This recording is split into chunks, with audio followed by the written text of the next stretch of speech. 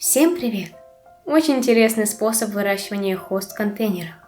Есть плюсы и минусы этого способа. Но, исходя из личного опыта, мне выращивать хосты в контейнерах понравилось. Так зимовали мои хосты. В контейнеры были посажены взрослые растения и совсем молоденькие кустики. Большая часть растений с горшками была закопана в грунт и замульчирована, и часть хост зимовала просто на поверхности грунта. Объем контейнеров не имеет значения.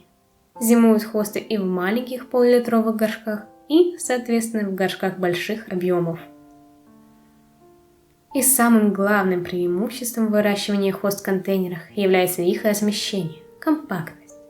Конечно, растений много не бывает, но когда растений уже действительно много, возникает естественный вопрос – куда же их сажать? Очень удобно посадить хосту в контейнер, и можно ставить в любое подходящее для нее место. Взрослый куст хосты занимает достаточно большую площадь земельного участка, но до того, как этот куст станет взрослым, ему еще нужно вырасти, необходимо время. И очень грустненько будет выглядеть несколько одиноких листиков на большой клумбе. Как вариант, посадить хосту в контейнер, вырастить ее и высадить в клумбу уже красивый и пышный кустик. Имея в наличии несколько молоденьких хост, можно создавать композиции и ставить контейнеры близко друг к другу, а по мере нарастания кустов отодвигать контейнеры на необходимое расстояние. Или, как вариант, разместить горшок с хостой среди других растений. Объем контейнера должен быть большим, и чем больше, тем лучше. Больше грунта, больше питательных веществ.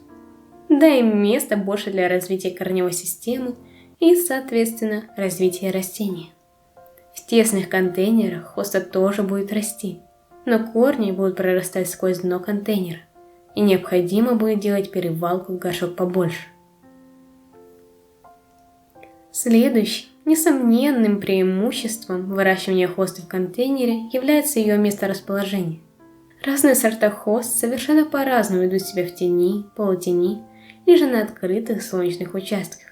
И дело даже не в том, что листья будут гореть от избытка солнечного света или страдать от его недостатка.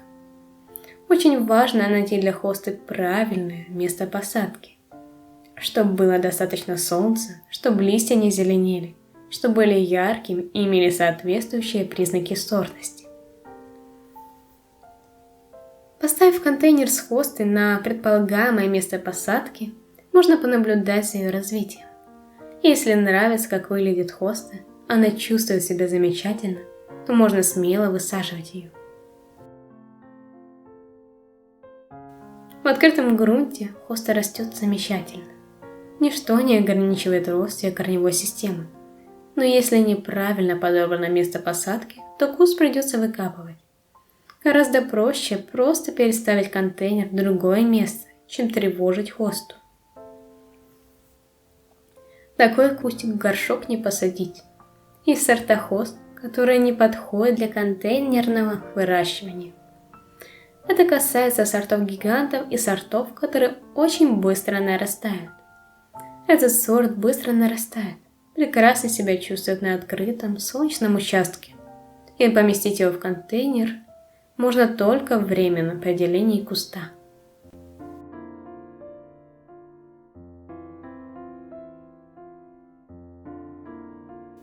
Разделила этот куст на несколько деленок.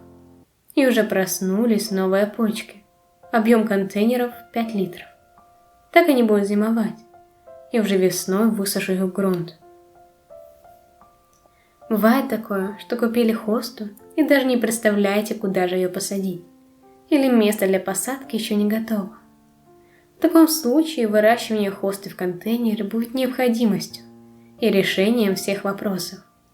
У моих хост в контейнерах очень рыхлый грунт, быстро просыхает и летом ежедневный полив.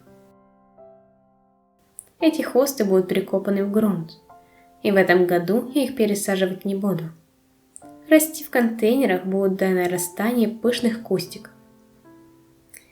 И на таком маленьком участке земли я смогу разместить больше десятка растений.